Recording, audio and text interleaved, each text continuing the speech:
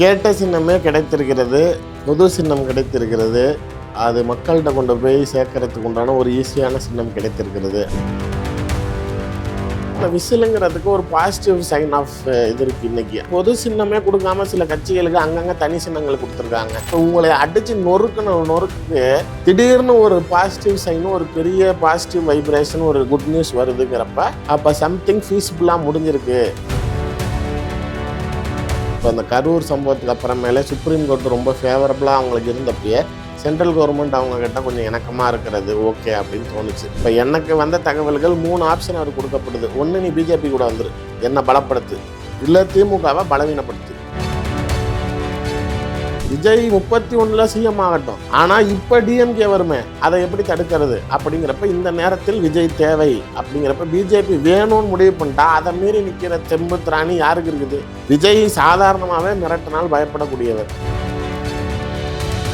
அப்போ ஒன்று, நீ பிஜேபி மேடையில் ஏற போறியா, இல்லை காங்கிரஸை பிரிக்க போறியா? இது ரெண்டு தான் இப்போ வேக்கண்டாக இருக்குது. எனக்கு இன்னமுமே I have thought prime minister மீட்டிங்கில் விஜய் ஏறுவாரோ அப்படிங்கிற எண்ணம் இருக்குது. இன்பநிதியோடைய பராசக்தி வருது, ஆனால் ஜனநாயகன் வரலன்னா இதுக்கு யார் காரணம்னு பார்த்துக்கங்க. நாதவர்ஜன் சொல்றாரு, தேர்தல் ஆணையம் அப்புறம் ஏன் ஃபேவரிசம் பண்ணுது? விசில் சின்னம் அப்படிலாம் கிடையாது. நீங்க அப்படின்னா நீங்க படத்துக்கும் கரூருக்கும் எப்போ வந்துடும் கிளியரன்ஸ். இப்போ நான் சொல்ற இந்த ரெண்டுல ஏதாவது நடக்கலன்னா தனியாலாம் நிற்க மாட்டாரு. நீங்கள் முடிஞ்சிச்சு என் சினிமா வாழ்க்கைங்கிறீங்க, நான் இனிமேட்டு உங்களுக்காக 33 வருஷம் வேலை பார்க்குறாங்கிறீங்க. இன்றைக்கும் ஒரு படத்துக்காக தானே திரும்பி ஒரு இடத்துல போய் மண்டிடுறீங்க. ஒரே நேரத்தில் எல்லா பக்கமும் அவரை அணை கட்டுறாங்க. அப்படிங்கிறப்ப நீங்கள் அதை ஏன் எக்ஸ்போஸ் பண்ண மாட்டேங்கிறீங்க? செங்கோட்டையனுக்கு கொடுத்த ப்ளஸ் இருக்காங்கன்னா ஜெயலலிதாவுடைய அனுதாபத்தை நீங்கள் உருவாக்க வேணும். உயிருள்ளவரை நான் விஜயை சிஎம் ஆக்காமல் என்னுடைய வேலை முடியாது. செங்கோட்டையன் ரொம்ப நாள்லாம் இருக்க மாட்டாருங்க, எல்லாத்துக்கும் பேக் அடிச்சிடுறாரு. டக்குன்னு சைலண்ட் ஆகிடுறாரு. ஓப்பனாக சொல்கிறேன், மருதழகராஜா தாவேகா போக நினைத்தார், திமுகவில் இணைந்தார். அன்வர் ராஜா தாவேகா போக நினைத்தார், திமுகவில் இணைந்தார். மைத்ரேயன் தாவேகா போக இணைந்தார், முடியல.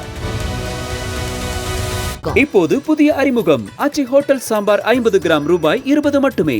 Prince Jewelry in பிரம்மாண்டமான festive offer. Pay just 6% value addition for all gold jewelry. Prince Jewelry, Chennai. TNC apply. மண்மனம் மாறா சுவைக்கு உதய் கிருஷ்ணா அசல்னே. சிட்டி ஃபாக்ஸ் நேயர்களுக்கு வணக்கம். நான் குரு. திருச்சி சூர்யா அவர்கள் நம்ம கூட இணைஞ்சிருக்காரு. அவர்கிட்ட நம்ம நிறைய பேசுவோம். வணக்கம் சார். தாவேகாவுக்கு தேர்தல் ஆணையம் விசில் சின்னம் கொடுத்துருக்காங்க, அதை பற்றி உங்களோட கருத்து என்ன? இல்லை, கேட்ட சின்னமே கிடைத்திருக்கிறது, புது சின்னம் கிடைத்திருக்கிறது. அது மக்கள்கிட்ட கொண்டு போய் சேர்க்கறதுக்கு உண்டான ஒரு ஈஸியான சின்னம் கிடைத்திருக்கிறது அப்படிங்கிற பார்வையில் எனக்கு தெரிஞ்சு சார், இப்போ அந்த கரூர் சம்பவத்துக்கு அப்புறமேலே சுப்ரீம் கோர்ட் ரொம்ப ஃபேவரபுளாக அவங்களுக்கு இருந்தப்பயே சென்ட்ரல் கவர்மெண்ட் அவங்க கிட்ட கொஞ்சம் இணக்கமாக இருக்கிறது ஓகே அப்படின்னு தோணுச்சு. அதே சமயம் இப்போ திடீர்னு சென்சார் போர்டு சிபிஐன்னு டைட் பண்ணுறப்ப அவங்க அலையன்ஸுக்கு வாங்கன்னு டைட் பண்ணுற சிச்சுவேஷனில் இது ஒரு க்ரீன் சிக்னல் கிடைக்கிது அப்படின்னா அப்போ அவங்க கொடுத்த டிமாண்டை இவர் அக்செப்ட் பண்ணியிருக்கிறாரு. இப்போ எனக்கு வந்த தகவல்கள் 3 ஆப்ஷன் அவர் கொடுக்கப்படுது. ஒன்று, நீ பிஜேபி கூட வந்துரு, என்ன பலப்படுத்து, இல்லை திமுகவை பலவீனப்படுத்து, காங்கிரஸ் எடுத்துக்க, இல்லை 3வது பாய்காட் எலெக்ஷன்.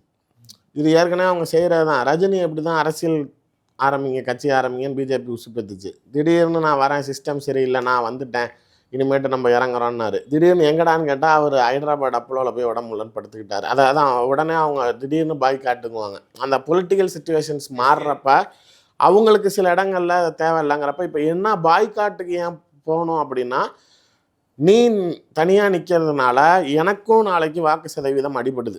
நாளைக்கு நீ ஓட்டை பிரிக்கிறப்ப அது ஆளுங்கட்சிக்கு சாதகமாயிருது. இப்போ எப்படி வைகோ மக்கள் நல கூட்டணி உருவாக்கி மீண்டும் ஜெயலலிதா ஆட்சிக்கு வரத்துக்கு அது ஒரு வழி அமைச்சதோ, இப்போ நீ பண்ணுறதுனால திமுக திரும்பி வந்துருமோ, அதனால் நீ இருக்காத, ஒன்று நீ என் கூட வந்துரு, அப்போ தான் நீ எனக்கு பலம் சேர்க்க முடியுங்கிறப்ப எனக்கு இன்னமுமே I have thought prime minister மீட்டிங்கில் விஜய் ஏறுவாரோ அப்படிங்கிற எண்ணம் இருக்குது. அது இல்லைனா இவ்வளோ ஒரு ஃபேவரபுளான, ஏன்னா எலெக்ஷன் கமிஷனுங்கிறது அவங்க எல்லா டைம்லையும் வச்சு ப்ளே பண்ணுறது. அதாவது ரெட்டலை சின்னத்தை தேர்தல் ஆணையம் ஒதுக்கிறதுக்கு தயங்கும் நீங்கள் ஃபேவரபுளாக இல்லைன்னா. குக்கரை டிடிவி ஃபெமிலியர் ஆக்கிட்டார். ஆர்கே நகரில் வீடு வீடாக குக்கர் கொடுத்து அங்கே ஜெயித்தோன்னா 2 பேரும் கட்சிகளை எதிர்கட்சி ஆளுங்கட்சி மீறி ஒருத்தர் ஜெயிச்சாருனோன்னா தமிழ்நாடு ஃபுல்லாக அந்த 20 ரூபா டோக்கனு 2000 ரூபா நோட்டனோன்னா அந்த குக்கர் ஆட்டோமேட்டிக்காக ஃபெமிலியர் ஆகிடுச்சு. அந்த சின்ன அவருக்கு பிராண்டிங் ஆனோன்னே உடனே குக்கர் எடுத்துட்டாங்க. கடைசியாக 2019 தேர்தலில் 4 நாள் 10 நாளைக்கு முன்னாடி வரைக்கும் கூட எந்த சிம்பிளும் கொடுக்காம கடைசியாக gift பாக்ஸ் கொடுத்தாங்க. வெறும் gift பாக்ஸ். இப்போ இந்த gift பாக்ஸ் ஆர்கே நகர்ல இல்லை, எம்பி எலெக்ஷன்லேயே 2019 அவங்க வந்து gift பாக்ஸ் கொடுத்தாங்க. எப்படி இதை நீங்கள் கொண்டு போய் சேர்ப்பீங்க? வெறும் gift பாக்ஸாக கொடுப்பீங்க மக்கள்கிட்ட? அது ப்ராடக்ட் கிடையாது, அதெல்லாம் ஒரு ஈஸியாக கொண்டுட்டு போகிறதுக்கு. இப்போ விஜய்க்கு பார்த்தீங்க அப்படின்னா விசிலுங்கிறப்ப இப்போ அந்த தம்ப்நெயில் நியூஸ் கார்டுங்களே பார்த்தீங்க அப்படின்னா பிகில் படத்தில் ஒரு விசில் ஊற்றுற மாதிரி அந்த அவரோட Goat பாட்டை, படத்துல ஆமாம் ஏதோ whistle ஒரு போடு. பாட்டு இருக்குது, அதெல்லாம் வந்து ஃபெமிலியர் ஆகுது. அது மாதிரி இந்த பசங்களாம் ஈஸியாக விசிலை வச்சுக்கிட்டு ஊதியே அதை பிரபலமாக்கிடுவாங்க. ஸோ ஒரு ஈஸி பேட்டர்ன். இப்போ புரிதலுக்கு சொல்லணும்னா, இப்போ சீமானுக்கு விவசாய சின்னத்தில் இருந்ததை விட வாக்கு சதவீதம் மைக்கு சின்னத்தில் உயர்ந்தது. சின்னத்தை மாற்றி கொடுத்துட்டாங்கன்னு அவர் அதை சர்ச்சை ஆக்குனார். ஆனால் அவருக்கு நல்லது தான் பண்ணியிருக்குது. என்ன அப்படின்னா, அதுக்கு காரணம் கூட விஜய் தான் சொல்லி பேசிட்டு இருந்தாங்க. அப்படிங்களா? பிஜேபி அப்போ சொன்னார், வேணும்னே என் சின்னத்தை மாற்றிட்டாங்க, நான் தனியாக வாக்கு வாங்குறது பிடிக்கலன்னு. பட் ஆனால் அவருக்கு பிராண்டிங் சீமானோடைய ப்ளஸ்ஸு ஸ்பீச்சுனாலே மேடைனாலே மைக்கே. ஸோ அந்த ஒரு பிராண்டை தான் உங்களுக்கு பண்ணாங்க. இப்போ சூரியன்னாலே திமுகங்கிற பிராண்டு, இந்த மைக்குனாலே சீமானுங்கிற பிராண்டு. இப்போ அது மாதிரி இப்போ எப்பயுமே அந்த விசில் ப்ளோயர் அப்படின்னு சொல்லுவான்ல, அந்த விசிலை போடனா அதான் விசில் ப்ளோயர்னா அந்த இடத்துல அவன் தான்டா பேச முடியல. ஊரே அமைதியாக இருக்கிறப்ப அங்கே ஒருத்தன் விசில் வச்சானா அவன் தான் சத்தம் அப்படிங்கிறது. அந்த விசிலுங்கிறதுக்கு ஒரு பாசிட்டிவ் சைன் ஆஃப் இது இருக்குது இன்றைக்கி. அதனால் அவங்க செய்யணும். இன்னொன்று, பொது சின்னமே கொடுக்காம சில கட்சிகளுக்கு அங்கங்கே தனி சின்னங்கள் கொடுத்துருக்காங்க. இவருக்கு அது ஃபேவரிசம் வருது. கேட்ட சின்னம் கிடைக்கிது, ஈஸி ரீச்சுங்கிறப்ப இப்போ உங்களை அடித்து நொறுக்குக்கு திடீர்னு ஒரு பாசிட்டிவ் சைனும் ஒரு பெரிய பாசிட்டிவ் வைப்ரேஷன் ஒரு குட் நியூஸ் வருதுங்கிறப்ப அப்போ சம்திங் ஃபீஸிபிளாக முடிஞ்சிருக்கு. இப்போ பாய்காட் இல்லை, அது அந்த ஆப்ஷன் கட் ஆயிருச்சு. இப்போ விசில் பொது சின்னம் வந்துருச்சுன்னா அப்போ பாய்காட் பண்ண போகிறதில்ல நீ. அப்போ ஒன்று நீ பிஜேபி மேடையில் ஏற போறியா, இல்லை காங்கிரஸை பிரிக்க போறியா? இது ரெண்டு தான் இப்போ வேக்கண்டாக இருக்குது. மோடி மேடையில் ஏறிட்டார்னா ஏறுறதுல ஒன்று ஈஸியாக சொல்லிட்டு போயிடலாம் சார். ஏன்னா திமுக நாளைக்கு பிஜேபியோட கூட்டணி வைக்கலையா? நாங்கள் மக்கள் பார்க்குறாங்கல்ல சார். அதை யார் சார் யோசிக்கிறா? அப்படி யோசிச்சா டிடிவி போயிருப்பாரா, அன்புமணி போயிருப்பாரா, திரும்பி பிஜேபி சேர்ந்துருக்குமா? போகவே மாட்டான். 26 இல்லை 31 36 கூட போக மாட்டான் பிஜேபியோடனார் எடப்பாடி. திரும்பி போனார். இவர் கவுன்சிலராக இருக்க கூட தகுதி இல்லைன்னாரு அன்புமணி, போய் நிற்கிறாரு. கிணத்து தவளை தகுதி இல்லாதவர் தலைவராக இருக்காருன்னாரு அண்ணாமலை. நயினார் நாகேந்திரன் அடுத்த நிமிஷம் பாஜக மாநில தலைவர் ஆகிறதுக்கு முன்னாடி திமுகவில் மாவட்ட செயலாளர் கொடுங்க, நான் வந்துடுறேன்னு சொல்லி சிஎம்கிட்ட பேசினார். இன்னைக்கு இவரை தான் சிஎம்ங்கிறாரு. இந்த அரசியல்ல இருந்தெல்லாம் மாற்றுன்னு சொல்லி தானே நம்ம ஒரு கட்சி ஆரம்பிச்சிருக்கோம். கரெக்ட். அப்படி இருக்கும்போது நானே அதை திருப்பி செஞ்சேன்னா நாளைக்கு மக்கள் எப்படி என்ன அந்த கேள்விக்கு தான் உங்களுக்கு பதில் கொடுக்குறாரு துக்ளக் நிகழ்ச்சியில் குருமூர்த்தி தான் தமிழ்நாட்டோடைய பிஜேபியோடைய மூளை. உங்களுக்கு தெரியும். ஐ மீன் அவங்க கொடுக்குற ஐடியாலஜியை தான் அவரை வந்து மேலே உடனே என்னன்னு கேட்பாங்க. அவர் சொல்கிறது பிஜேபி அண்ணாமலையை டம்மி செஞ்சுட்டாங்கிறாங்க. 10 வருஷம் கட்சியை என்கிட்ட கொடுங்க, நான் வலுப்படுத்தி காட்டுறேன் அப்படின்னு கேட்குறாரு. பிஜேபியை கேட்குறாரு. ஆமாம், அண்ணாமலைக்கு அவர் பதில் சொல்கிறாரு. பட் அந்த எக்ஸாம்பிள் இப்போ நீங்கள் சொல்கிற சிச்சுவேஷனுக்கு சிங்க் ஆகும். பிஜேபி அண்ணாமலை கட்சியை என்கிட்ட 10 வருஷம் கொடுங்க, கூட்டணியே வேணாம், 10 வருஷத்தில் நான் வலுப்படுத்தி காட்டுறேன், அதுக்கப்புறம் நம்ம சுயேட்சையாகவே ஆட்சி அமைக்கலாம் அப்படிங்கிறாரு. ஆனால் அந்த 10 வருஷமும் திமுக ஆட்சியில் இருக்கும், அதுக்கு நம்ம ஏற்றுக்க முடியுமாங்கிறாரு. நீ வளர்கிற வரைக்கும் யார் லைவில் இருப்பா? இப்போ அதே மாதிரி விஜய் 31 சிஎம் ஆகட்டும், ஆனால் இப்போ டிஎம்கே வருமே, அதை எப்படி தடுக்கிறது அப்படிங்கிறப்ப இந்த நேரத்தில் விஜய் தேவை அப்படிங்கிறப்ப பிஜேபி வேணும்னு முடிவு பண்ணிட்டா அதை மீறி நிற்கிற தெம்பு திராணி யாருக்கு இருக்குது? விஜய் சாதாரணமாகவே மிரட்டினால் பயப்படக்கூடியவர். படத்துக்காக பல இடங்களில் கை கட்டி இருந்திருக்கிறாருங்கிற சூழ்நிலையில் நீங்கள் இன்னமும் நாளைக்கு சிபிஎஃப்சி தடுக்குது, சிபிஐ பிரச்சனை பண்ணுது, என்னை ப்ரெஷர் கொண்டுட்டு போகிறாங்க, மத்திய அரசாங்கம் அழுத்தம் கொடுக்குறாங்கன்னு எங்கேயுமே பேச மாட்டேங்கிறீங்களே. அவருன்னு அவர் தொண்டர்களே பேச மாட்டேங்கிறானே. இதில் கொஞ்சம் நான் மாறுபடுறேன். சொல்லுங்க. என்ன காரணம்னா, இப்போ கரூர் சம்பவம் வந்து எதிர்பாராதது விபத்து. அதனால யார் ஆட்சியில் இருக்காங்களோ அவங்கள எதிர்த்து ஒரு வீடியோ போட்டார். பட் சிபிஎஃப்சிலேயோ இல்லை அவரோட படத்துக்கு சிக்கல் வரும்போது இவங்க தான் வேணும்னு குடைச்சல் கொடுக்குறாங்கன்னு ஆதாரம் தெரியாமல், ஆதாரம் இல்லாமல் நம்ம பாட்டுக்கு போய் பேசுறது சரியா இருக்கு? நானும் நீங்களாம் பேசலை. அவர் கட்சியோட இணை பொதுச் செயலாளர் தான் முதல்ல ட்வீட் போடுறாரு, படத்துக்கு சர்டிஃபிகேட் கொடுக்க மறுக்கிறாங்க, படத்தை வெளியில் வர்றது பிடிக்கல, ஜனநாயகத்துக்கு இடைஞ்சல் கொடுக்குறாங்க, அரசியலில் விஜய் குதித்ததுனால் நாளைக்கு இந்த மாதிரியான சிக்கல்கள் கொடுக்கப்படுதுன்னு நாங்களே தவிர கடைசி வரைக்கும் வடிவேல் மாதிரி யாருன்னு சொல்லுப்பா அப்படிங்கிறப்ப அதை யாருன்னே சொல்ல மாட்டேங்கிறீங்க. பஞ்சாயத்தை கலப்புறது நீங்கள் தான், ஆனால் அந்த இடத்துல யாருன்னு சொல்ல மாட்டேங்கிறீங்க. அதை விட ஒரு பெரிய ஹைலைட் சொல்கிறீங்க, விஜய் திமுக தான் காரணங்கிறீங்க. ஏன் என் படம் வெளில வரல அப்படின்னா அதுக்கு டிஎம்கே ரீசன் அப்படிங்கிறது வேலிடாக இருக்குதா? இன்பநிதியோடைய பராசக்தி வருது, ஆனால் ஜனநாயகன் வரலன்னா இதுக்கு யார் காரணம்னு பார்த்துக்கங்க, நாதவர்ஜுன் சொல்கிறாரு. கேட்குறப்பயே உங்களுக்கே கேலி குத்தா இருக்குதா? அதான் சரி நீங்கள் சொல்கிறது அவங்க ஆத்தென்டிக்கலாக பிஜேபியை சார்ஜ் பண்ணலாங்கிறப்ப சம்மந்தமே இல்லாமல் அதை தான் உண்மையிலே ஒரு எக்ஸாக்ட் மீமு. இந்த வடிவேல் பஸ் ஸ்டாண்டில் நிற்கிறப்ப இங்கிட்டு இருக்கவன் தலையை தட்டினான், அங்கிட்டு இருக்கவனை முறைச்சி அடிப்பான்ல, அது மாதிரி பிஜேபி ஒன்று நம்மளுக்குது, திமுக கிட்ட ஏன் பாக்குற? சரி, ஏன்னா செலிப்ரேஷனுக்கு அவங்க அங்கே தானே போனாங்க சார். அது படக்குழு போச்சு அப்படின்னாலும் சரி, அப்போ யார் உங்களுக்கு பெட் பண்ணுறது? இப்போ பிஜேபி கிட்ட இணக்கமாக இருக்கிறதுனால பராசக்தி வந்துச்சு, ரைட்டு. அப்போ ஏன் உங்களை விடலை? நீங்கள் இணக்கமாக இல்லை, எதுக்கு அடிக்கிறாங்க? அதுதான் தெரியலன்னு தானே சொல்றாங்க. தேர்தல் ஆணையம் அப்புறம் ஏன் ஃபேவரிசம் பண்ணுது? சரி, இது விசில் சின்னம் அப்படிலாம் கிடையாது. நீங்க அப்படின்னா நீங்க படத்துக்கும் கரூருக்கும் எப்போ வந்துடும் கிளியரன்ஸ். இப்போ இவர் சொல்றது, இப்போ நான் சொல்ற இந்த ரெண்டுல ஏதாவது நடக்கலைன்னா தனியாலாம் நிற்க மாட்டாரு. அப்போ அடுத்தது அவங்களுக்கு அந்த கிளியரன்ஸ் கொடுப்பாங்க. எலெக்ஷனுக்கு முன்னாடி அவருக்கு படம் வரணும் சார், அவ்வளோதான் பிரைமரி. கடைசி படம் எனக்கு அதை பெரிய பொருட்டு இல்லைங்கிறவங்க அந்த படத்தை பொருட்படுத்தக்கூடாது. டக்குன்னு மேலே எலெக்ஷன் முடிப்போம்னு நினைக்கிறேன். எப்போ உங்கள் படம் வந்தாலும் பார்க்கறதுக்கு ஆள் இருக்குல்ல, ஏன் இப்போ அவசரப்படுறீங்க அதுக்குள்ளார வரணும்னு? இல்லையா உங்களுக்கு அதுக்குள்ளார போகணும்னு நீங்கள் எதிர்பார்த்தீங்கன்னா ஓடிடி ரிலீஸ் பண்ணுங்கள். என்ன இப்போ நஷ்டமாயிரப்போகுது? படம் ஃப்ளாப்பு எவ்வளோ படங்கள் ஆனப்போ நீங்கள் உங்களோட சம்பள காசை குறைச்சிக்கிட்ட மாதிரி இந்த படத்துலேயே நாளைக்கு 150 வேணாம் 50 கோடியை திரும்பி கொடுத்துறேன், 100 ரூபா எனக்கு போதும், ஓடிடியில் விடுன்னு சொல்லுங்கள். ஏன் அந்த இடத்துல இறங்க மாட்டேங்கிறீங்க? முடிஞ்சிச்சு என் சினிமா வாழ்க்கைங்கிறீங்க. நான் இனிமேட்டு உங்களுக்காக 33 வருஷம் வேலை பார்க்குறாங்கிறீங்க. இன்றைக்கும் ஒரு படத்துக்காக தானே திரும்பி ஒரு இடத்துல போய் மண்டிடுறீங்க. இன்னொருத்தர் பணம் போட்டிருக்காருல்ல, அதுதான் சார். நஷ்டத்தை பேர் பண்ணிக்கங்க. ஃப்ளாப் ஆச்சுன்னா உங்களை நம்பி பணம் போட்டு படம் ஃப்ளாப் ஆகுது, அப்பயும் தானே நஷ்டமாகறான். அப்போ என்ன செய்கிறீங்க? அடுத்த படம் உனக்கு கால் ஷீட்டு தரேன், இல்லை என் சம்பளத்தை குறைச்சிக்கிறேன், படத்தோட லாபத்தில் ஹீரோக்களுக்கு பர்சன்டேஜ் இருக்குல்ல அது எனக்கு வேணாம் அப்படின்னு பேலன்ஸ் பண்ணுற மாதிரி ஒரு இக்கட்டான நிலையை சார். இதுக்கு முன்னாடி ஜெயலலிதா கிட்ட எடப்பாடி கிட்ட சில சமயங்களில் நீங்கள் போய் கை கட்டினப்போ கூட அதுதான் உங்கள் தொழில். உச்சத்தில் இருக்கிறீங்க, மேலே வரணும்னு நினைக்கிறீங்க, உங்களை நம்பி நிறையா குடும்பங்கள் இருக்குது, படத்தில் நிறையா ஃபேமிலிகள் இருக்குது, பணம் இன்வெஸ்ட் பண்ணவன் இருக்கான், ஃபீல்டில் வேலை பண்ணவங்களுக்கு பல குடும்பங்கள் இருக்குங்கிறதுக்காக நீங்கள் மண்டிட்டீங்கன்னு சொல்கிறான். இப்போ தான் எனக்கு சினிமா ஃபீல்டுக்கு சம்மந்தம் இல்லைன்ட்டிங்களா, மக்களுக்கு சேவை செய்ய வந்தேன்னதுக்கப்புறம் திரும்பி அந்த படத்துக்காக எதுக்கு சார் இவ்வளோ குட்டிக்காரனம் போடுறீங்க? அதுதானே கேள்வி. சிபிஐலையுமே அடி உழுவுறப்ப அவங்களால வெளியில் சொல்ல முடியல. ஏன்னா இப்போ யார் சிபிஐ கேட்டால் நான் தான், அப்புறம் யார் புகார் கொடுத்தா நான் தான், அப்போ எப்படிப்பா அவனை கூப்பிட்டு விசாரிக்காமல் இருப்பாங்கன்னு சொல்லிடுவாங்கங்கிறதுனால அதை அவரால் எக்ஸ்போஸ் பண்ண முடியல. அதே மாதிரி இந்த வீட்டில் வரி ஏய்ப்பு பண்ணாருன்னு சொல்லி இவரை வரி கட்ட சொன்னாங்களா, அதில் மெட்ராஸ் ஹைகோர்ட்டில் எனக்கு வரி விதிப்பு கொடுங்க அப்படின்னாரு. இவ்வளோ நாள் தூங்கிக்கிட்டு இருந்த கேஸ் இப்போ திடீர்னு ரைஸ் ஆகுது. இப்போ எல்லாமே அதுவும் 19, 20, 21 கேஸ் ஓடிக்கிட்டு இருக்கு. ஒரே நேரத்தில் எல்லா பக்கமும் அவரை அணை கட்டுறாங்க. அப்படிங்கிறப்ப நீங்கள் அதை ஏன் எக்ஸ்போஸ் பண்ண மாட்டேங்கிறீங்க சார்? நீங்கள் கவினுடைய படுகொலைக்கு, ஆணவ படுகொலைக்கு குரல் கொடுக்கல, திருப்பரங்குன்றத்தில் உங்கள் ஸ்டாண்டு சொல்லலை. Politically you have to be present in all matters. நீங்கள் அதை கூட விட்டுட்டீங்க. நீங்கள் உங்களை அடிக்கிறப்ப கூட என்ன, மக்களை தாக்குறப்ப, மக்களால் பேச முடியாமல் இருக்கிறப்ப, மக்களின் குரலாக இருக்க வேண்டிய ஒரு தலைவர் உங்களுக்கு பிரச்சனைங்கிறப்பே குரல் கொடுக்க மாட்டேங்கிறீங்களாங்கிறேன். நீங்கள் தான் எக்ஸ்போஸ் பண்ணீங்க. நீங்கள் சொல்கிற மாதிரி இப்போ எனக்கு இன்னும் பிரச்சனை இல்லைங்க, படத்தில் நிறையா சென்சார் கட்டு இருக்குது, எடுக்க சொல்கிறாரு, முடியல. இப்போ பராசக்தியில் அவங்க என்ன சொல்கிறாங்க, எங்களுக்கே 20 கட்டு சொன்னாங்க, நாங்கள் 20 எடுத்தோங்கிறாங்க. அக்செப்ட் பண்ணிட்டு பண்ணாங்கிறப்ப சிபிஎஃப்சிக்கும் சென்ட்ரல் போர்டுக்கும் சம்மந்தம் இல்லைங்க. தாவேகால ஒரு பெரிய அழிவாளி பேசினார். மத்திய அரசாங்கம் ஓகே சொல்லிருச்சான் ஜனநாயகனுக்கு, ஒன்றிய அரசாங்கம் ஒத்துக்க மாட்டேங்குதான். எவ்வளோ பெரிய தியாகி ஊடகத்தில் பேசுகிறார். தாவேகா சார்பாக பத்திரிகைகளில் பேசக்கூடிய அவர் பேசுகிற வார்த்தை ஆதவர்ஜுனா சொல்கிறது தான் அதை விட கேவலமாக இருக்குது. அந்த படம் வருது, இந்த படம் வரல, யார் காரணம் நீங்களே தெரிஞ்சுக்கங்கன்னா யார் காரணம் சொல்லுங்கள்.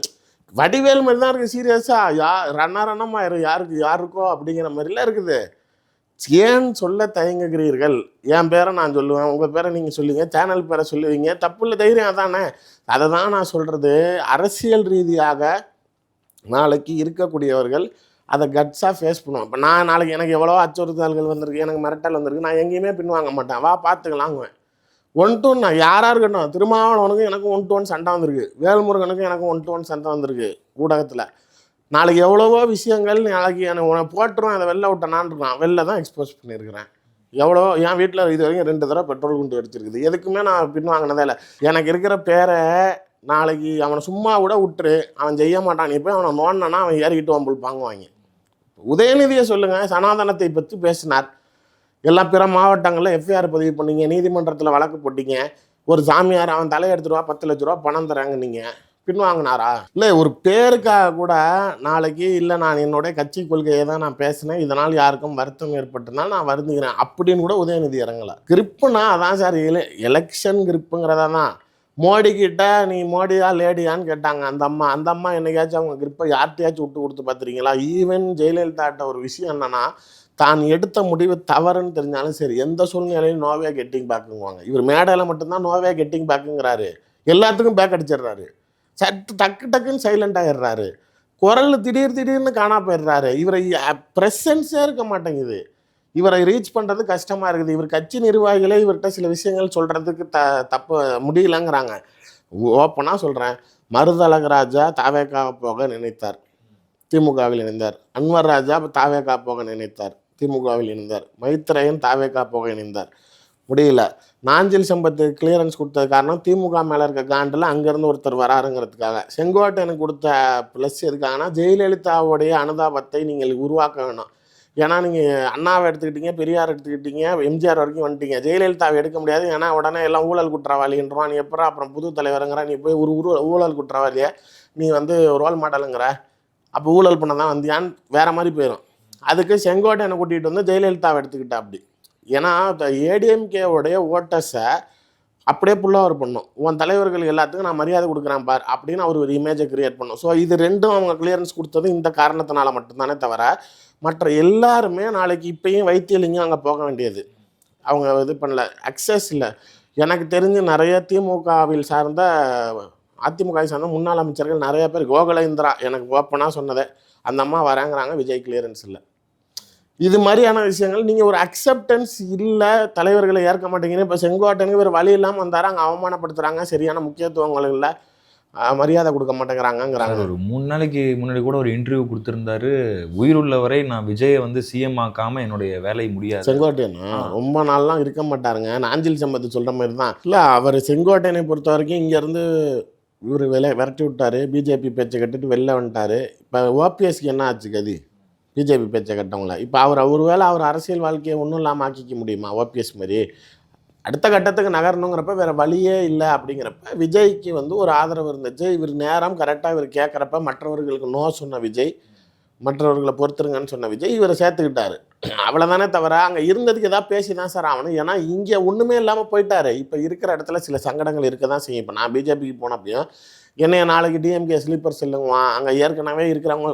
ஏன்டா அண்ணாமலை நியாயமாக ஒரு வார்த்தை சொன்னார், அடி பிரித்து தான் எடுப்பாங்க, நம்மளை வச்சு செய்வான், ஏன்டா இருக்கிறோன்னு தோணும், நம்மளே வெளில போயிடலான்னு தோணும், அந்தளவுக்கு நம்மளை படுத்துவான், அவமானப்படுத்துவான், ஃபேப்ரிகேட் பண்ணுவான்.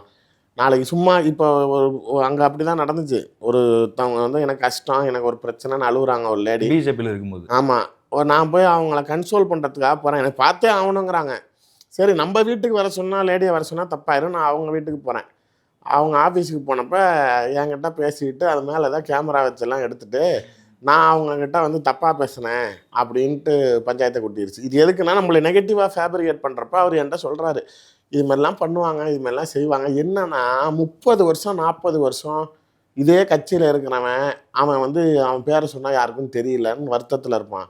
இன்றைக்கி பிஜேபியில் ஒரு 5 தலைவர் சொல்லு அப்படின்னா நாளைக்கு அண்ணாமலைங்கிறான், திருச்சி சூர்யாங்கிறான், அமர் பிரசாதுங்கிறாங்கிறப்ப அவனுக்கெல்லாம் எரியும். எங்கே இருந்தோ வந்தவனுங்க இன்றைக்கி பிஜேபியோட அடையாளம் ஆயிட்டாங்க, இவங்க எப்படி ஆவாங்க அப்படிங்கிறப்ப நம்மளை எல்லாம் பண்ணுவாங்கிற மாதிரி உசி ஆனந்த் தாவேகாவோட டோட்டல் அடையாளமாக இருந்தான். ரசிகர் மன்றத்தில் ஆரம்பித்து முதல்ல எல்லாமே அவன் பண்ணான். இன்றைக்கி நீங்கள் திடீர்னு அவனை டம்மி பண்ணிவிட்டு, இப்போ ஆதவர்ஜுனா எப்போ எங்கேருந்து வந்தார், அருண்ராஜ் எங்கேருந்து வந்தார், நிர்மல்குமார் எங்கேருந்து வந்தார், இதே செங்கோட்டை எங்கேருந்து வந்தார். இப்போ இவங்க எல்லாம் நாளைக்கு எங்கேருந்தோ இவர் அரசியல் கட்சி ஆரம்பித்ததுக்கப்புறம் ஒண்டிக்கிட்டாங்கன்னா இவங்க சுப்பீரியாரிட்டி ஹேண்ட் எடுக்கிறப்ப இவங்க எப்படி விடுவாங்க? ஜான் ஆரோக்கியசாமி தான் ஒரே ஆள் விஜய்கிட்ட டைரக்ட் கான்டாக்டில் இருக்காரு. ஸோ நான் தான் பாஸ், நீ ஆடக்கூடாதுன்னு ஆதவுக்கும் அவருக்கும் லாபி நடக்குது. இது மாதிரியான உட்கட்சி பிரச்சனைகள் 5 பேர் இருந்தாலும் அவங்கவுங்களுக்குள்ளார சில பிரச்சனைகள் இருக்கக்கூடிய நிலையில் அவருக்கு சில அவமானங்கள் அவருடைய சீனியாரிட்டிக்கு அங்கே நாளைக்கு உரிய மரியாதை கொடுக்கப்படுகிறதா அப்படின்னா கிடையாது சார். உண்மையிலே சொல்லணும்னா நீங்கள் அவரை ஒரு பெரிய அரசியல் குருவாக ஏற்றுக்கிறீங்க, அவர் நாளைக்கு உங்களை கைட் பண்ணுவாருன்னு நினைக்கிறீங்க. அப்போ முழுமையாக நீங்கள் அவர் சொல்கிறத கேட்கணும். பண்ருட்டி ராமச்சந்திரனை விஜயகாந்த் ஏற்றார்னா நீங்கள் நல்லா அந்த ஃபுட்டேஜை திரும்பி கூட ரீவைன் பண்ணி பாருங்கள். அப்படி சட்டசபையில் எந்திரிச்சிக்கிட்டு விஜயகாந்த் ஜெயலலிதாவை நாக்க துருத்துவார்ல, அப்போ பண்ருட்டி ராமச்சந்திரன் கையை பிடிச்சி இப்படி உட்காரப்பார், இப்படி கையை பிடிப்பார். அவ்வளோ கோபத்துலேயும் விஜயகாந்த் உட்காருவார். நானே அந்த டென்ஷன்லலாம் எந்திரிக்கிறப்போ யாராவது பிடிச்சாக முடியா, நீ அவனை மேலே முடிச்சுட்டு வந்துட்டு பார்க்குறாங்களா, அந்த எதுக்குன்னா அவர் கொடுத்த மரியாதை, அந்த கோபத்தில் கூட அதை கட்டுப்படுத்துகிறாரு அப்படின்னா அவர் கொடுக்குற மரியாதைங்கிறப்ப அதே இதுதான் எதிர்த்தாப்புல இருக்க ஜெயலலிதாவும் சொன்னாங்க. பண்ருட்டி ராமச்சந்திரன் உங்களுக்காக நான் மரியாதை கொடுத்து பேசுகிறேன், இது மரபா ஒரு எதிர்க்கட்சி தலைவர் நடந்துக்கிட்டது, நீங்கள் எவ்வளோ பெரிய சீனியர் லீடர்னு அந்த அம்மா சொல்கிறாங்க. ஸோ அந்த மாதிரி எம்ஜிஆர் பீரியடிலிருந்து ஒரு பவரில் இருக்கிற ஒரு அரசியல் தலைவர் அமைச்சராக இருந்திருக்கிறாரு, எம்எல்ஏவாக தொடர்ச்சியாக இருந்திருக்கிறாரு, ஒரு நீண்ட கால அதிமுக பிரமுகருங்கிறப்ப நீங்கள் இன்னைக்கு இங்கே இருக்கிற இந்த ஜென்சி குரூப்பு அவரை நீங்கள் ஒரு மரியாதையோடு நடத்துறீங்கன்னா இல்லைனா புஷி ஆனந்த் வெளில வந்து எங்ககிட்ட ஒரு பிரச்சனையும் இல்லை, நான் அதெல்லாம் அவரை மரியாதையாக தான் நடத்துகிறேன்னு சொல்ல வேண்டிய அவசியமே இல்லையா. நீ மரியாதையாக நடத்தாதனால தான் இந்த பேச்சு வருது. ஏதோ ஒரு சம்பவம் நடந்திருக்குது, அதனால தானே நீங்கள் கிளாரிஃபை பண்ண வேண்டிய இடத்துக்கு. எனக்கு கேட்டால் சொன்னவங்க என்ன சொன்னாங்க, பட் ஒரு அரசியல் பார்ட்டி இருக்க தான் செய்யும். ஆனால் வந்து நீங்கள் சொல்கிறீங்கல்ல அவர் வெளியிலலாம் நல்லா பேசுகிறாரு, நல்லா இருக்கிறாரு, அவர் இவரை முதலமைச்சர் ஆக்காமல் இது பண்ண மாட்டேன், அதெல்லாம் கிடையாது. சிபிஐ விஷயத்தில் இந்த சென்சார் விஷயத்துலலாம் இதை இப்படி பொலிட்டிசைஸ் பண்ணணும், இதை இப்படி ப்ளே பண்ணணும், இதை நம்ம கொஞ்சம் வேறு மாதிரி கொண்டுட்டு போகணும்லாம் இவர் சொல்கிற எதையுமே அவர் கேட்க மாட்டேங்கிறாராம். ஏன்டா இருக்கிறோம், வேண்டாம் விருப்பா பிள்ளைய பற்றி காண்டாமல் இருக்குன்னு பேர் வச்சா கேட்குற மாதிரி ஏன்டா இருக்கிறோங்கிற மாதிரி இருக்கிறாரு. வேணா அவர் வேறு வழியில் வேறு எங்கே பொலிட்டிக்கை பண்ண முடியும். இப்போ ஓபிஎஸ் எங்கே போவார், அவருக்கு ஒரே ஆப்ஷன் என்ன சொல்லுங்கள், திமுக. அவ்வளோதான், சிம்பிள். இது வேற, அதுக்கு உடனே என்ன சொல்லுவாங்க, இதை நாங்கள் முன்னாடியே கண்டுபிடிச்சோம் சார். ஆனால் இப்போ டிடிவி தினகரன் அப்படி தான் சொல்லிட்டு இருந்தாரு, இப்போ எடப்பாடி கூட சேர்ந்துட்டாரு. அதே மாதிரி ஃபியூச்சரில் அவரும் ஜாயின் பண்ணலாம் இல்லையா? ஆமாம், இல்லை ஆனால் இவர் நோங்கிறாரு. ஆக்சுவலாக அங்கே டீல பிஜேபி எப்படின்னா எல்லாத்துக்கும் நாளைக்கு அவங்க வந்து இது பண்ண மாட்டாங்க. TTV has proven he has somewhat share. RK நகரில் ஜெயிச்சப்பயே டெல்லியோட கவனம் திரும்ப போக தான் அதுக்கப்புறம் அடின்னு அடித்து நொறுக்குனாங்க. அதுக்கப்புறம் 2019 எம்பியில் நிற்கிறப்பெல்லாம் 5% எனக்குன்னு இருக்குது தனியாக, திமுக அதிமுக இல்லாமன்னு காட்டினார். ஸோ தனி கட்சி நடத்துகிறாரு, ஓட் பேங்க் இருக்குன்னு காட்டுறாரு. சார் எவ்வளோ நாள் ஓபிஎஸ்ஸை பின்னாடி பிஜேபி பூஸ்ட் பண்ணும்? அவர் பின்னாடி ஆதரவாளர்கள் இருக்காங்களா? அவரால் ஒரு ஓட் பேங்க் காட்ட முடியுதா? அவரால் நாளைக்கு ஒரு ஸ்ட்ரென்த் இருக்கா? இல்லை ஏதாவது எடப்பாடியை ஏற்று அவரால் ஒரு கிளர்ச்சி ஏற்படுத்த முடியுதா? எதுவுமே இல்லைங்கிறப்ப எவ்வளோ நாள் பண்ணுவாங்க? மேலே சில விஷயங்கள் ஃபோர்ஸ் பண்ணி செய்யுங்கிறப்ப இப்போ எடப்பாடி வந்து டிடிவியும் தான் நோண்டினார் கொஞ்ச நாளைக்கு முன்னாடி என்ன பேசினார். ஆனால் இப்போ சசிகலாவும் ஓபிஎஸ்ன்னு கேட்குறப்ப அறவே இல்லைங்கிறாரு. இப்போ டிடிவி கூட்டணி டெல்லியிலேருந்து அமித்ஷா பார்த்துட்டு இருந்தப்போ நான் சொல்லிட்டேன் சார் டிடிவி அலைன்ஸுக்கு போகிறார் எடப்பாடியோடன்னு. ஏன்னா அப்போயே டிடிவியை பற்றி கேட்டப்ப அது கூட்டணி பேசி முடிச்சதுக்கப்புறம் அறிவிக்கிறப்ப அறிவிப்போன்னாரு. ஆனால் ஓபிஎஸ் சசிகலா கேட்குறப்ப அது முடியவே முடியாதுங்கிறாரு. சார் இப்போது நீங்கள் ஏற்கனவே சொன்னீங்க, அதை மக்கள் பற்றி யாருங்க யோசிக்கிறாங்க, இங்கே அவங்கவுங்க கூட்டணி கணக்குக்கு தான் முக்கியத்துவம் கொடுக்குறாங்க அப்படின்னு. ஆனால் இன்னைக்கு இப்போ இருக்கிற ஜென்ரேஷன் இல்லை இப்போ மக்கள் யோசிக்கிற அந்த நிலைமைக்கு இதெல்லாம் பார்த்துட்டு நாளைக்கு மறுபடியும் ஏடிஎம்கேவுக்கு ஓட்டு போடுவாங்கன்னு நினைக்கிறீங்களா, இல்லை டிஎம்கேவுக்கு ஓட்டு போடுவாங்கன்னு நினைக்கிறீங்க? சார் அதாவது முதல்ல ஜென்ரலாகவே ஏடிஎம்கேவுக்கு ஓட்டு போடணுங்கிற மனநிலை மக்களுக்கு கிடையாது. எதனால? ஒன்று, ஒரு ப்ராப்பரான தலை இல்லை. ஓகே, அது உங்களுக்கு கடந்த கால எலெக்ஷன்லேயே ஒரு எக்ஸாம்பிள். 2024 பாராளுமன்ற தேர்தலில் அண்ணாமலை ரைஸ் ஆனதுக்கு ரீசனு எடப்பாடியோட ஆப்சன்ஸ். இவரை மக்கள் ஒரு தலைவராக பார்க்கல, அதனால தான் அண்ணாமலைக்கு அவ்வளோ வாய்ஸ் ரைஸ் ஆச்சு.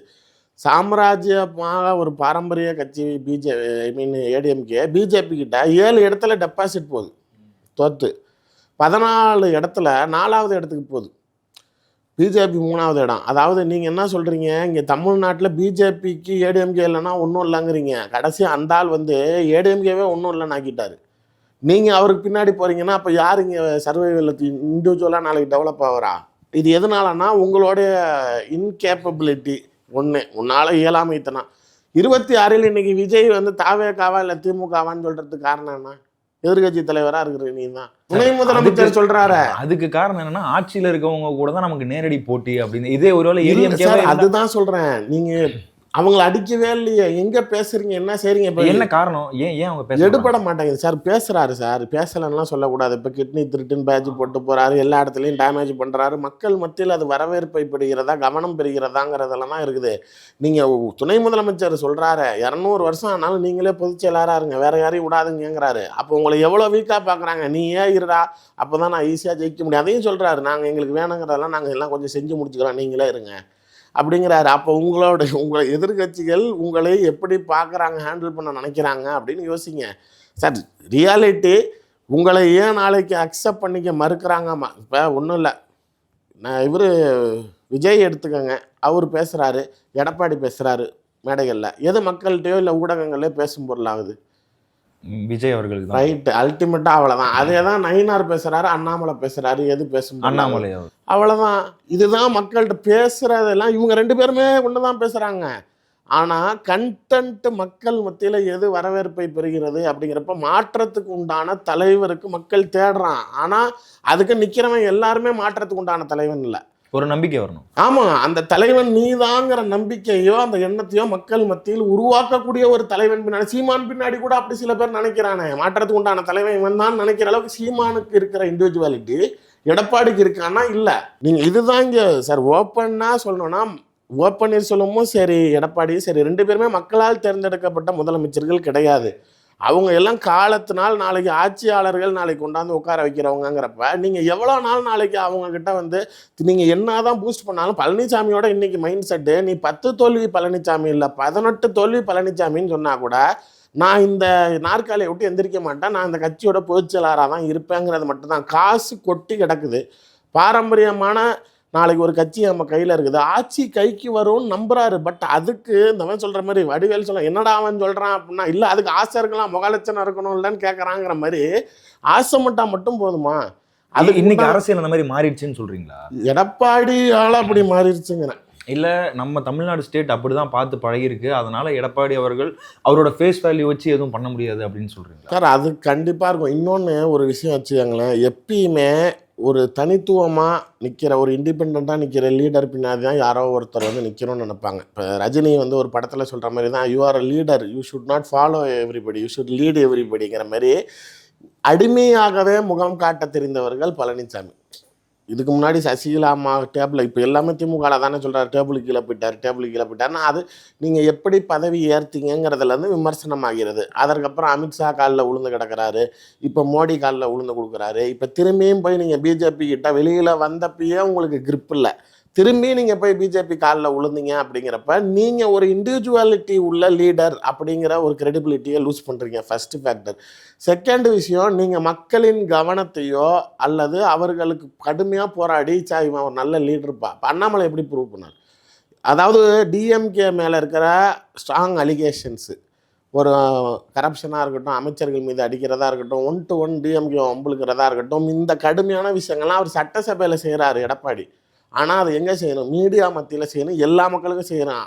நீங்கள் அசம்பிளியில் அடிச்சுக்கிட்டா பப்ளிக்கு எப்படி தெரியும்? சார் நீங்கள் சொன்ன மாதிரி அண்ணாமலை அவர்கள் ஃபைல்ஸ் எல்லாமே எடுத்துகிட்டு வந்தார், ஆனால் அது டேக் ஆஃபே ஆகலை. அது இல்லைங்க, அதாவது டேக் ஆஃப் ஆகலைங்கிறது வேற. பட் அந்த சமயத்தில் பேசும் பொருள் ஆனது எதுனாலன்னு அதையும் சொல்கிறேன். வெறும் ரிலீஸ் பண்ணதுனால இல்லை, அவர் ரிலீஸ் பண்ண அடுத்த நிமிஷம் அங்கங்கே இடி ரைடு, இன்கம் டேக்ஸ் ரைடு, இங்கே இந்த மணல் குவாரியில் ரைடு, ஜி ஸ்கொயரில் ரைடு, துரைமுருகன் வீட்டில் ரைடு, ஏவாவில வீட்டு ரைடு, நேரு ரைடு, அந்த பரபரப்பை அவர் உருவாக்கினார். சினாரியோ கிரியேட் பண்ணுறாங்க, but he was a tool. அவர் தானே மேலே கேட்குறாரு, எனக்கு நான் இதை எடுக்க போகிறேன் இந்த அஜெண்டாவை, எனக்கு இந்த ஹெல்ப்லாம் பண்ணுங்கிறப்ப மக்கள் கவனத்தை பெறுறதுக்கு ஏதோ பண்ணுறாருல. நீங்கள் என்ன பண்ணீங்க? இப்பயும் நான் சொல்கிறேன், இப்போ பிஜேபி எப்படி அண்ணாமலை கேட்டதெல்லாம் செய்கிறதுக்கு தயாராக இருக்கும், இப்போ எடப்பாடி கேட்குறத செய்கிறதுக்கு தயாராக இருக்குது. ஆனால் அவர் என்ன செஞ்சுக்கிட்டு இருக்காரு? விஜயை மிரட்டி என்கிட்ட கூட்டுவா, பாமக மிரட்டி கூட்டுவா. அவர் எப்பயுமே சரி, தேமுதிகவை எடப்பாடி பொருட்படுத்தவே மாட்டார். இப்பயுமே பாமகவை ஏன் அவர் த்ரெட்டன் பண்ணி புல்லோவர் பண்ணுறாருன்னா, உண்மையிலே த்ரெட்டன் தான் பண்ணார். ஆமாம், வேற என்ன சார், அவர் எல்லார் மேலேயும் கேஸ் இருக்குது சார். டிடிவி மேலே இடி சிபிஐயில் கேஸ் இருக்குது, சிபிஐ அன்புமணி மேலே சிபிஐ இடியில் கேஸ் இருக்குது. வேற என்ன செய்யணும்னு நினைக்கிறீங்க? ராஜ்யசபா தரேன், அதாவது உன்னை அடிச்சிருவேன் அப்படின்னு நம்ம பிள்ளைங்க கிட்ட சொன்னாலும், இப்போ என்ன இந்த சாக்லேட் வச்சுக்கவா அப்படி தானே நம்மளே கூப்பிடுவோம். மிரட்டுனாலும் அதுக்கு ஸ்டன் ஆகி நிற்குங்க. ஆனால் பக்கத்தில் வாடினோன்னா அந்த பயத்தில் வராதுங்க. அப்போ சரி வா, இந்தா ஒரு சாக்லேட் தரேன், அந்த சாக்லேட் தான் ராஜ்யசபா எம்பி. ஆனால் அடிச்சிருவேன்னா போயிடக்கூடாதுங்கிறதுக்கு மிரட்டுறது. இதுதான் சிம்பிள். சின்ன பிள்ளைங்களை கூப்பிட்ற மாதிரி தான் அரசியல் கட்சியை டேக் ஓவர் பண்ணுறாங்க. இவர்களை பொறுத்த வரைக்கும் மிரட்டி தான் கூட்டிகிட்டு வராங்க. ஆனால் ஏன் மிரட்டுறாங்க அப்படின்னா, எடப்பாடி தொகுதியிலேயே வன்னியர் வாக்கு ஜாஸ்தி. பாமகவோ ராமதாஸோ அன்புமணியோ ராமதாஸோ வரலன்னா எடப்பாடி தொகுதியிலே தோற்று போவார். அப்புறம் அந்த கம்யூனிட்டி ஓட்டு பேங்க் வேணும்ல, அதுக்காக இவர் சர்வைவலுக்கு எடுத்துகிட்டு வர. சிஎம் கேண்டிடேட் ஸ்ட்ரக்சரில் இருக்கிற கேண்டிடேட்டை டிஎம்கே நாளைக்கு அவன் கான்ஸ்டுவன்சிலே காலி பண்ணிருச்சுன்னா எவ்வளோ பெரிய அசிங்கம். ஆனால் ராமதாஸ் இன்னும் அவர் டிஎம்கே போயிடுவார். மகனை வந்து டார்கெட் பண்ணி அங்கே விசிக்கு இருக்காங்களே சார், அவங்க பரவாயில்லங்கிறாங்களாம். அதாவது ராமதாஸ் அவர்கள் வந்து கண்ணீர் விட்டு ஒரு மேடையில் அழுதார்ல, என் மகன் என்னை எப்படி படுத்துறான் அப்படின்னு. அன்னைக்கு திருமாவளவன் ஃபோன் பண்ணி ராமதாஸ்கிட்ட கவலைப்படாதீங்க நான் இருக்கிறேன் அப்படின்னப்போ ராமதாஸ் சொல்லியிருக்கிறாரு, என் மகன் என்னை அழ வைக்கிறான், ஆனால் நீ கூப்பிட்டு எனக்கு ஆறுதல் சொல்கிறேன், நீ உண்மையிலே நான் வளர்க்காத பெற்றெடுக்காத மகன் நீ அப்படின்ட்டுருக்காரு. ஸோ இவங்களுக்குள்ளார அந்த ஒரு இப்போ திரும்பி ஏடிஎம்கே பிஜேபி அலைன்ஸ் செட் ஆச்சுன்னா கூட தான் ஜெல்லாவாதுன்னாங்க. போகாதுன்னாங்க.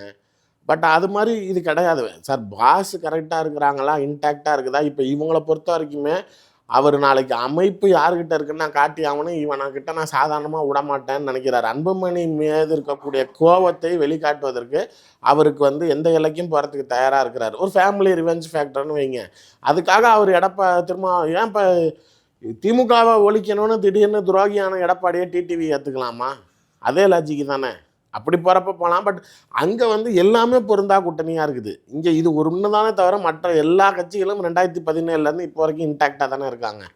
அதனால் என்னை பொறுத்த வரைக்கும் இவர்கள் எல்லாமே இப்போ எடப்பாடி கேட்டு செய்யக்கூடிய இடத்துல கூட சென்ட்ரல் கவர்மெண்ட்டை தனக்கு ஒரு லைம்லைட் ஃபேக்டருக்கோ இல்லை மக்கள் இதுக்காகவோ செய்யலை. தன்னோட சுய தேவைகளுக்காக இவனை கொண்டுட்டு வாங்க, அவனை கொஞ்சம் மிரட்டி இழுத்துட்டாங்க, இவனை கொஞ்சம் மிரட்டி எடுத்துட்டாங்க, இதுக்கு தான் யூஸ் பண்ணுறாரே தவிர மக்கள் மத்தியில் உண்மையிலே சார் ஒரு பெரிய லீடராகவோ இல்லை ஒரு மாற்றத்துக்கு உண்டான தலைவராகவோ ஸ்டேட்டோட சிஎம்மாக யோசிக்கிற அளவுக்குலாம் எடப்பாடிக்கு பப்ளிக் மத்தியில் ஒரு பெரிய இமேஜ் இல்லை. இதுதான் உண்மை. ரொம்ப நன்றி உங்களை. இப்போது புதிய அறிமுகம் ஆச்சி ஹோட்டல் சாம்பார் 50 கிராம் ரூபாய் 20 மட்டுமே. Prince Jewelry in Brahmandamana festive offer. Pay just 6% value addition for all gold jewelry. Prince Jewelry, Chennai. TNC apply.